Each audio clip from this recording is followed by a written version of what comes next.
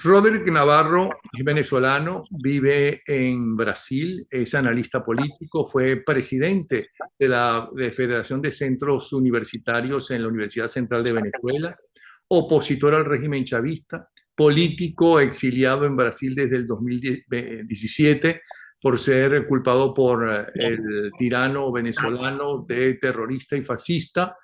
En Brasil ha sido un expositor de la situación política venezolana en las instituciones del Estado y en la sociedad brasileña.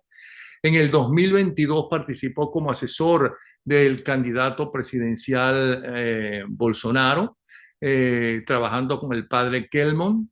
Ahora preside la Sociedad Brasileña de Amigos para Venezuela junto con el padre Kelmon en Brasil. Bienvenido. ¿Cómo estás, Rodrigo? Hacía años que no hablábamos. ¿Cómo estás? Que hacía tiempo, muchas gracias Napoleón por la invitación. Y bueno, aquí estamos para hablar un poquito sobre esta polémica de la visita de Maduro aquí en Brasil. Un gusto estar contigo. Te escuchamos. ¿Qué significó esa visita? Porque yo, para empezar, siento que Lula regresa más radical que en su primer gobierno y como con ganas de vengarse porque estuvo preso, acusado de, cuando menos, de estar presentando, de haber ayudado a corromper a cuanto a presidente latinoamericano hay a través de Odebrecht, en Sí, cuyo presidente él personalmente se lo ofrecía o lo presentaba a los diferentes presidentes latinoamericanos, algunos presos exactamente por los negocios. sí, bueno, ahorita es la última vez que, digamos, Lula da Silva puede ser presidente, además por la edad que tiene, y él lo ha dicho en su campaña, esta es la última oportunidad que yo tengo para instaurar la revolución en Brasil, ¿no? Ahora está mucho más radical por eso y su foco está en el ámbito internacional. Por eso ustedes han visto que ha tenido en menos de 5 meses una grande agenda en prácticamente más de 5 países, los más importantes, está metiéndose en todos los conflictos internacionales, intentando posicionarse como el gran líder mediador en todas las cosas que se están presentando en el mundo en el marco de la agenda de la multipolaridad.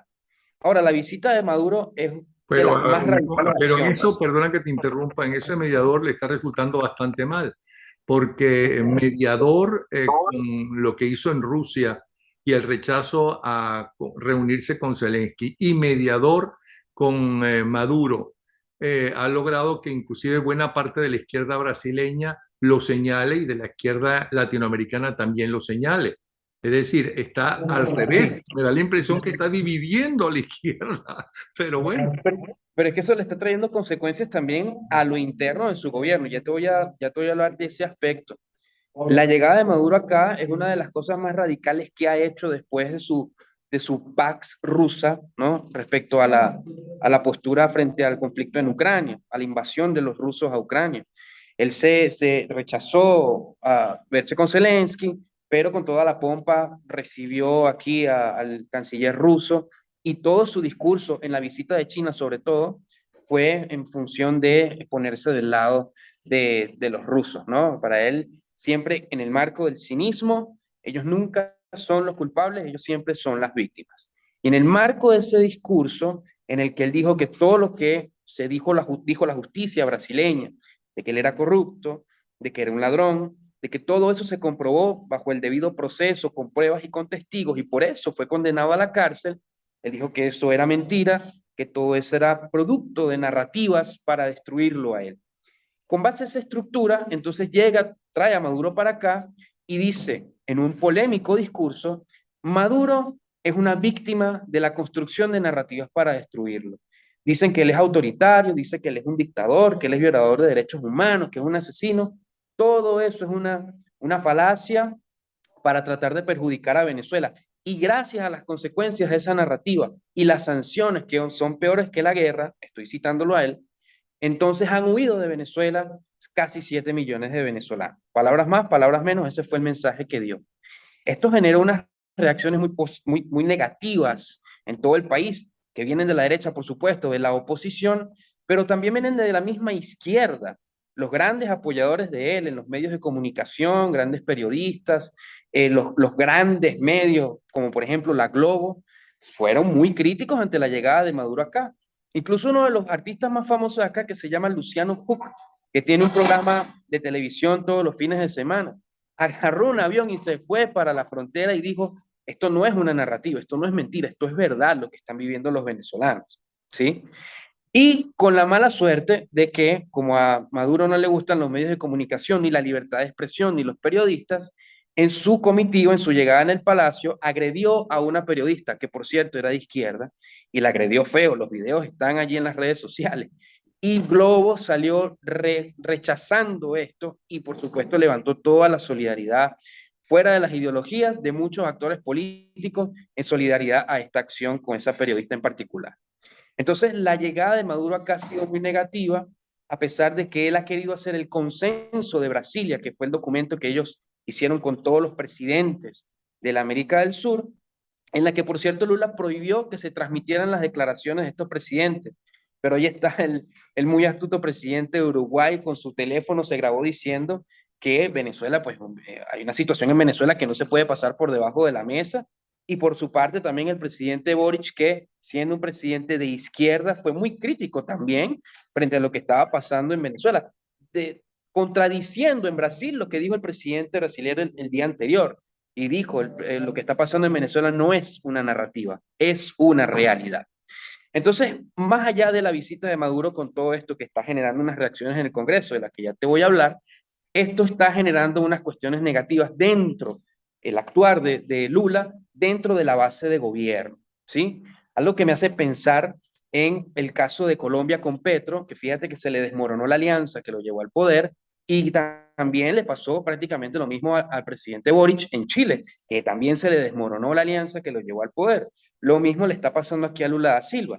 En primer lugar, el líder del gobierno en la Cámara, que es el líder del PT, que articula pues toda la fuerza legislativa, le dio la espalda a Lula da Silva porque no hay acuerdos, no hay una articulación real dentro del gobierno. ¿Sí? No mucho él ha dicho en lo público, pero sí los analistas han dicho que no hay articulación interna dentro del gobierno. Por otra parte, la ministra de Ambiente, Marina Silva, que fue candidata presidencial en la elección anterior, también le dio la espalda diciendo que Lula está del lado de los capitalistas que quieren acabar con el Amazonas. Recordemos que en la campaña de Lula el tema del Amazonas fue muy importante, acusando a Bolsonaro como uno de los grandes destructores del Amazonas. Bueno, ahí está la izquierda misma dentro de su gobierno diciendo que el Amazonas está sufriendo más con Lula en estos 5 meses en el poder. Y por otra parte, los grandes medios de comunicación han sido muy críticos durante todos estos meses por las políticas nacionales que están llevando, que por su parte el ministro de Justicia parece que está haciendo su propia gestión sin una articulación interna con el gobierno, y por otra parte el ministro de la Economía también está llevando al país por la senda que a él mejor le parece. Y el presidente Lula está solamente enfocado en lo que es la política internacional, que es donde entra el tema de la revolución y donde tiene acá sentido la llegada de Maduro. Entonces el gobierno de Brasil no está fuerte, no está estable en este momento, como he visto por allí algunos analistas diciendo fuera de Brasil, que él está en una luna de miel todavía, que la población lo está apoyando. Hay muchas demostraciones de rechazo de gente que apoyó a Lula en las redes sociales, y ahora pues depende de la derecha dentro del Parlamento conseguir varias cosas. La primera, ampliar esa capacidad que tiene, porque tienen una buena capacidad de votos dentro del Congreso para evitar que pasen las pautas más radicales de Lula. En primer lugar, eso entonces lo tienen que ampliar con toda esa alianza que se le está desmoronando, sobre todo los sectores del centro, y por otra parte, con esa mayoría evitar que se apruebe la ley de censura, que es una de las leyes más radicales, para que lo entiendan los que nos ven, Napoleón. Esa ley de censura es la mismita ley resorte, ¿sí? Y quieren crear un Conatel acá para controlar todos los medios de comunicación, pero también las redes sociales. Entonces allí pues hay una articulación positiva desde el Congreso para evitarlo. ¿Qué pasa? Otra de las flaquezas que tiene el gobierno de Lula en este momento es que antes contaba con el Poder Judicial. Recordemos que el Poder Judicial en el gobierno de Bolsonaro fue una piedra en el zapato y metieron presos políticos, persiguieron periodistas que están en el exilio, desmonetizaron canales de comunicación, etcétera. Ahora, este Poder Judicial está como que más aliado con el vicepresidente, que es el señor Geraldo Alckmin, que tiene una agenda más socialdemócrata y forma parte de esta alianza que hizo con Lula para llegar al poder, porque el principal líder del Poder Judicial es Alexandre de Moraes, que fue parte del gobierno de cuando fue gobernador el señor vicepresidente, y allí, pues, el Poder Judicial ha mostrado tener su propia agenda. Si en el Congreso no pasa esta ley, como seguramente no va a pasar en la segunda votación, porque en la primera la retiraron para que no perdiera, este Poder Judicial parece ser que va a llevar adelante mediante una interpretación constitucional, como hace el Poder Judicial venezolano cuando no pasa nada por los canales, entre comillas, regulares, para aprobar este tipo de restricciones. Entonces, Napoleón, con esto te he dado como que un dibujo más o menos general de cómo está la situación aquí en Brasil y cómo la visita de Maduro tuvo un impacto, está teniendo un impacto muy negativo, porque ahora el Congreso en dos comisiones, en la primera la Comisión de Relaciones Exteriores y Defensa, que allí estuvo el hijo del presidente esta mañana y otros diputados de oposición, se aprobó con una mayoría una, una moción de repudio a la visita de Maduro al país, y eso es importante, y por otra parte, en la Comisión de Asuntos contra el Crimen Organizado, Combate contra el Crimen Organizado de la Cámara, también hay una presión importante de diputados exigiendo respuesta de las entidades del Ejecutivo de por qué no llevaron adelante una orden de aprehensión contra Maduro, pues porque hay una manifestación del Departamento de Justicia de los Estados Unidos, del gobierno de los Estados Unidos, en la que acusan a Maduro de narcotraficante y de otros crímenes de lesa humanidad, y hasta hay Pero una es que recompensa de 15 inclusive, millones de perdona que dólares. te interrumpa, inclusive un diputado brasileño le pidió al embajador norteamericano, le recordó, ¿ok? Vale, eh, sí. la obligación de detener a Maduro para llevarlo a la justicia norteamericana. Sí, eso pasó, lo hicieron varios diputados. Lo que pasa es que una cosa es que tú estás en los Estados, imagínate tú, los Estados Unidos dicen, este tipo tiene que ir preso y una recompensa porque el tipo es un narcotraficante, está Ujú. comprobado. Ok, se supone que hay un tratado de cooperación internacional, ¿sí? Que va más allá del Estatuto de Roma y que está la cuestión de la Interpol, en la que los entes de seguridad nacional tienen que cooperar con la justicia para, pues, atrapar a los Y criminales, no el ¿no? embajador de los Estados Unidos. Ujú. A eso voy. El embajador no puede hacer nada, digamos, no puede llamar a los Marines y que lleguen acá y se puedan llevar a Maduro. O sea, no va a pasar. En eso hay que ser muy claros.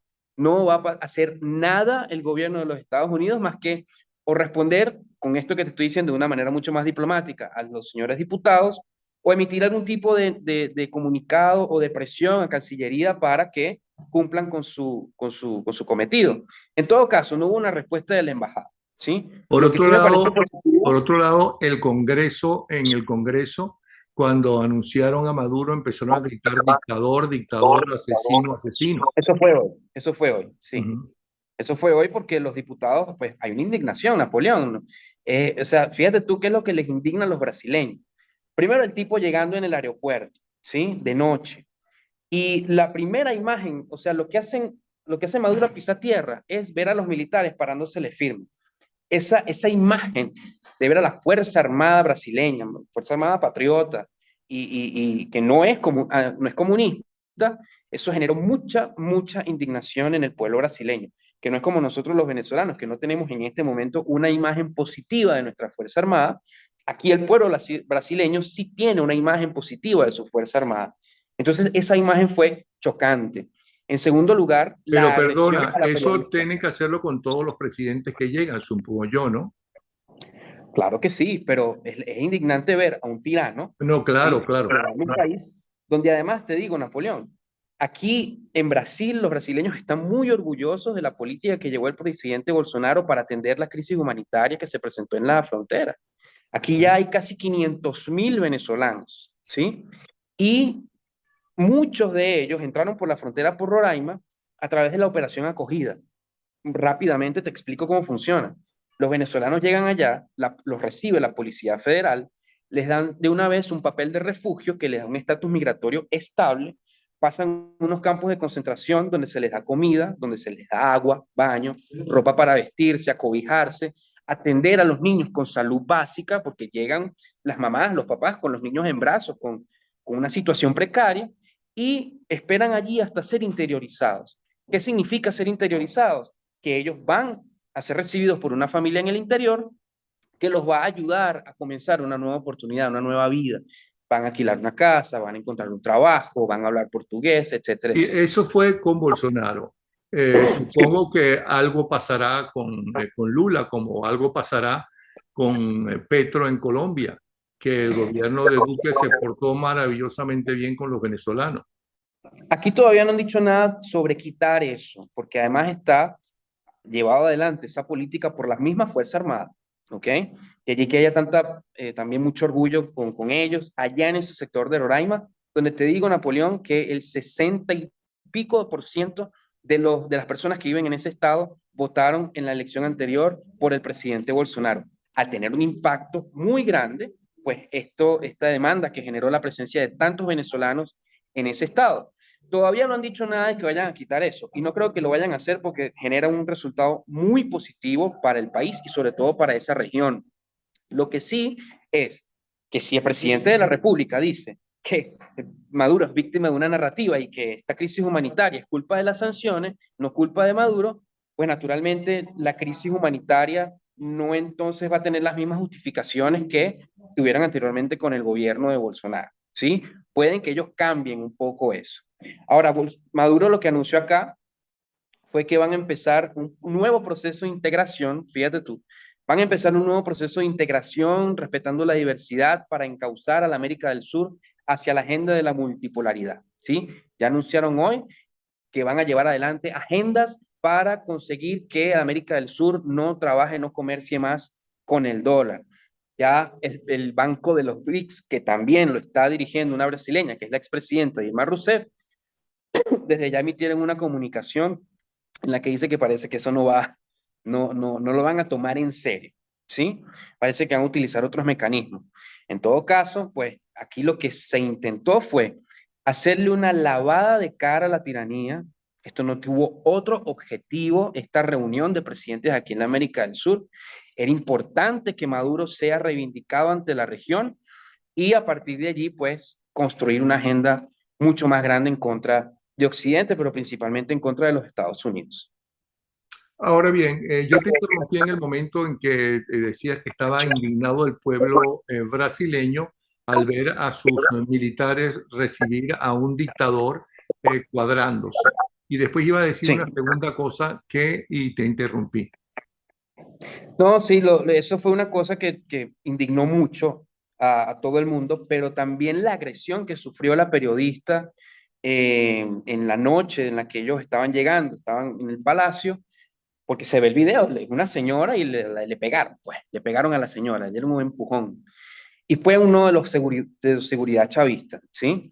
Y no hubo una disculpa, digamos, formal, no se agarró a la señora, entonces eso cayó muy mal, a pesar de que, mira, sea de izquierda, a pesar de que el medio de comunicación donde trabaja, que es la Globo, que es de izquierda y es realmente lulista, pues ellos se tuvieron que ver en la obligación de criticar fuertemente eso. Y eso generó la solidaridad también de otros factores políticos que ideológicamente no están coincidiendo.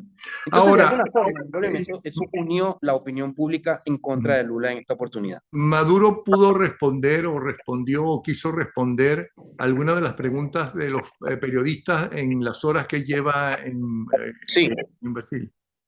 sí, fíjate, la que más polémica generó acá, estaba Maduro allí y Lula de un lado. Parece que la misma periodista que fue agredida le pregunta la más picante de todas las preguntas que le hicieron.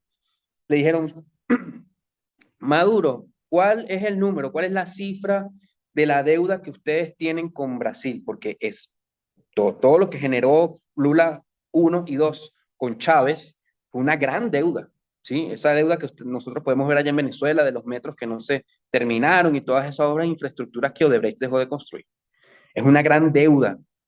Y aquí se le preguntó, ¿cuál es la cantidad? Y Maduro no supo responder. Dijo, bueno, nosotros vamos a hacer una comisión conjunta, una comisión mixta, para que se lleguen a los acuerdos de cuál va a ser la cifra. Y la tipa le insistió, señor, No te oigo. es la... Ahí me escuchas. Y la tipa le insistió. Le insistió, dígame por favor cuál es la cantidad con el presidente Lula, y Maduro le voltea y le trata como de pedir auxilio, y Lula le dice, sí, ¿cuál es la deuda? ¿Cuál es el número, la cantidad? Y él insistió, no, nosotros vamos a establecer una comisión y ellos son los que dirán la verdad. Punto. Eso fue, digamos, la pregunta que más polémica generó. Pero una rueda de prensa como la que hizo Boric, por ejemplo, aquí no hubo. Aquí no hubo nada de eso. O Eso sea que sí, nadie le pudo preguntar sobre los asesinatos, las denuncias en la Corte Penal Internacional, las denuncias en la persecución de la justicia hubo, norteamericana por el narcotráfico. Nadie le pudo preguntar sobre eso. hubo como las hay en el Palacio de Miraflores. ¿Sí? ¿Quiénes son los periodistas que entran? Lo que ellos dicen y lo que ellos saben que van a preguntar. ¿Sí? Que allí fue ese video donde está Maduro y Lula con las banderas de Venezuela y Brasil. Eso era una rueda de prensa, pero con unos medios totalmente controlados por ellos y que no van a preguntar ese tipo de cosas. Por eso Mm. es que Lula dice esa declaración de que ellos son víctimas de una narrativa y tal y qué sé yo. Pero los periodistas allí, que estaban allí, no hicieron ese tipo de preguntas porque seguramente no se los permitieron. Eso los controlaron, Y con los toda medios certeza. de comunicación, los programas de opinión, ¿qué dicen a favor y Los en programas, contra de Maduro y de Lula? mira, aquí los que generan opinión son los grandes noticieros, ¿sí? Y de alguna forma sí hubo una crítica, sobre todo cuando se dice, dos cosas hicieron que se hiciera la crítica, la agresión a la periodista y lo de la falsa narrativa, ¿sí? ¿Por qué pasa? El tema de Venezuela aquí es muy sensible. Entonces, cuando ellos secundan eso, ellos llevan, como decimos nosotros, ellos llevan palo también, ¿sí? Y la gente los empieza a criticar por mentirosos. Esto fue tan polémico que ellos tuvieron que reaccionar de esta forma, ¿sí? Ahora, tú tienes a todos los opinadores de, digamos, políticos serios de aquí de este país que te generan una opinión concreta y que la población la consume, criticándote la venida de Maduro. Incluso uno de los grandes periodistas acá, súper de izquierda, Guga Chakra, que se llama así, ha llegado a decir que Maduro es un gran conservador de derecha y que Lula está haciendo un flaco servicio a su imagen trayendo ese tipo para acá, ¿sí? O sea, lo están acusando hasta de fascista, nazista, de derecha ultraconservadora. Así están tratando los izquierdistas de mostrar a Maduro, ¿eh? En todo caso, a mí me llama mucho la atención cómo los izquierdistas en Venezuela están tomando esto como una gran victoria, ¿sí? Porque el discurso de la izquierda en Brasil no está siendo el mismo en este momento que la izquierda en Venezuela. La izquierda en Venezuela está cantando victoria, mientras aquí la izquierda en Brasil está diciendo, esto es una pérdida, esto es una flaqueza para nosotros, tenemos que criticar, ¿sí? Por eso te digo, esto ha sido muy arriesgado para Lula. Maduro ha ganado todo, no ha perdido nada con esta visita para acá, pero Lula es el que ha asumido los mayores riesgos ante esta visita y hasta este intento de ser nuevamente el Pero gran Maduro yo articulador. no creo que haya ganado gran cosa, porque si la idea era limpiarle la imagen, resultó todo lo contrario y contraproducente, porque resultó que hasta presidentes que estaban allí de izquierda, invitados, ¿no? Cuestionan no solamente a Lula por la afirmación, sino al propio Maduro recordándole que sí, que es un asesino, que es responsable, que está en la Corte Penal Internacional y que el pueblo brasileño no lo quiere, ¿no? En el Sí, Congreso lo llamaron dictador, dictador, dictador asesino. Es decir, y eso ha dado la vuelta al mundo, esa noticia. O sea, y que pueda ir a Brasil, lógico, lo que está demostrando es que Lula apoya en contra de la orden internacional de apresarlo por delincuente, porque, bueno, por delincuente todavía no es oficial para la justicia norteamericana, sino que lo están enjuiciando, acusándolo de narcotraficante, ¿no? Todo eso ha salido a la luz pública de repente y ahora les sí, anuncio, y te voy a dar la primicia, que van a salir unos micros, ¿ok? Con las víctimas, algunas de las víctimas respondiéndole a Lula con una Qué gran bueno. altura como presidente de un país, ¿no? Respondiéndole, mire, yo me llamo tal, fulanito de tal, estuve preso en tal sitio, me hicieron esto y esto y esto y esto y esto y esto. ¿Ok? Está Entonces, muy bien. eso va a salir de un momento a otro porque hoy se nos ocurrió esa idea para sacarlo. Excelente, Napoleón. Eso va a ser muy importante y cuenta conmigo para difundirlo aquí en Brasil. Aquí están muy sensibles con ese tema. El ex candidato presidencial, padre Kelmon, que es mi amigo, ha sido uno de los principales que ha, digamos, batido la mata con este tema contra Lula y ha sido muy polémico. Y yo te decía lo de la victoria basándome en el análisis que hago del discurso que ha construido el chavismo a nivel internacional, ¿sí? ¿Qué es lo que ellos dicen en el marco de que ellos se victimizan?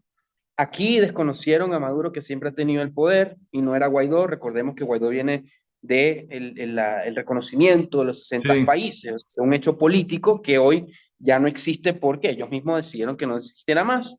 En primer lugar, y en segundo lugar, el tema del reconocimiento fáctico. Ellos necesitaban consumar ese discurso que ellos tenían en palabras. Nosotros somos el poder y lo ejercemos acá y somos nosotros los que tenemos que ser reconocidos.